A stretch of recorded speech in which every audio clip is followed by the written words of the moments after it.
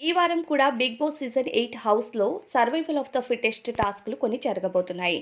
అయితే వాటన్నిటికంటే ముందు ఈ వారం అంటే ఐదో వారం 'బిగ్ బాస్' సీజన్ 8లో ఎవరైతే నామినేషన్స్‌లో ఉన్నారో వాళ్ళకి సంబంధించిన ఓటింగ్ విషయంలో మనం మాట్లాడుకుందాం.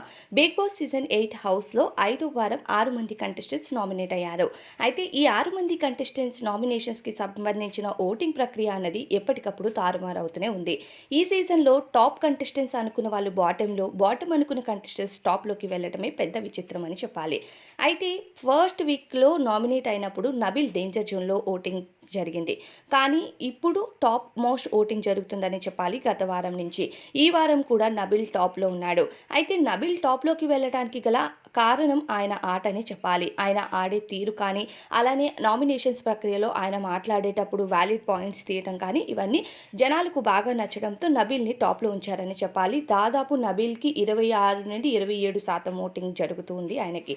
ఇక ఆ తరువాత సెకండ్ లిస్ట్‌లో ఉన్నారు ఇక నిఖిల్. నిఖిల్ టాప్‌లో ఉంటాడు అనుకున్న కంటెస్టెంట్స్ కాస్త సెకండ్ ప్లేస్‌లోకి వచ్చేసారు.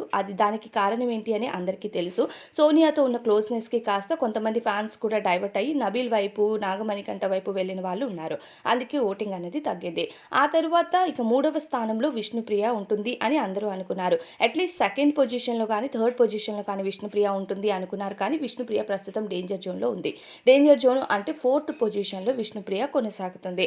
విష్ణుప్రియకు కేవలం 14% ఓటింగ్ మాత్రమే జరుగుతుంది. మూడవ స్థానంలో నాగమణికంఠ కొనసాగుతున్నారు. అసలు నాగమణికంఠ గత 4 వారాలుగా నామినేషన్స్‌లో ఉన్నారు. 4 వారాలు ఆయన సేవ్ చేశారు.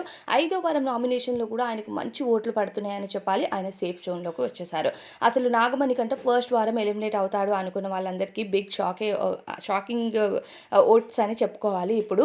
ఇక నబీల్, నిఖిల్ అలానే నాగమణికంఠ ముగ్గురు కూడా సేఫ్ జోన్‌లో ఉన్నారు. ఆ తరువాత Vishnupriya is a danger zone అంటే కాస్త ఆరెంజ్ జోన్ అని చెప్పుకోండి. ఇక అంత పాపులారిటీ ఉన్న విష్ణుప్రియ అంటే దాదాపు ఆమెకు మంచి యాంకరింగ్ ఫీల్డ్‌లో మంచి ఫేమ్ ఉంది.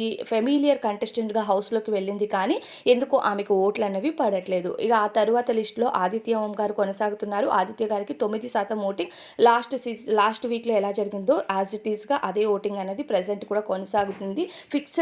ఫిక్స్‌డ్ పబ్లిక్ అనేది ఓటింగ్ వేస్తున్నట్టు అనిపిస్తుంది. ఆ తరువాత నైనిక కొనసాగుతుంది. నైనికకు కేవలం 5% ఓటింగ్ మాత్రమే జరుగుతుంది. అయితే నైనిక డాన్సర్‌గా మంచి పాపులారిటీ ఉన్న కంటెస్టెంట్ అని చెప్పాలి. మన తెలుగులో 'ఢీ' షోలో ఆమెకు మంచి పాపులారిటీ వచ్చింది. అయితే ఆమెకి ఇన్‌స్టాగ్రామ్ ఫాలోవర్స్, యూట్యూబ్ ఫాలోవర్స్ చాలా విపరీతంగా ఉన్నారు.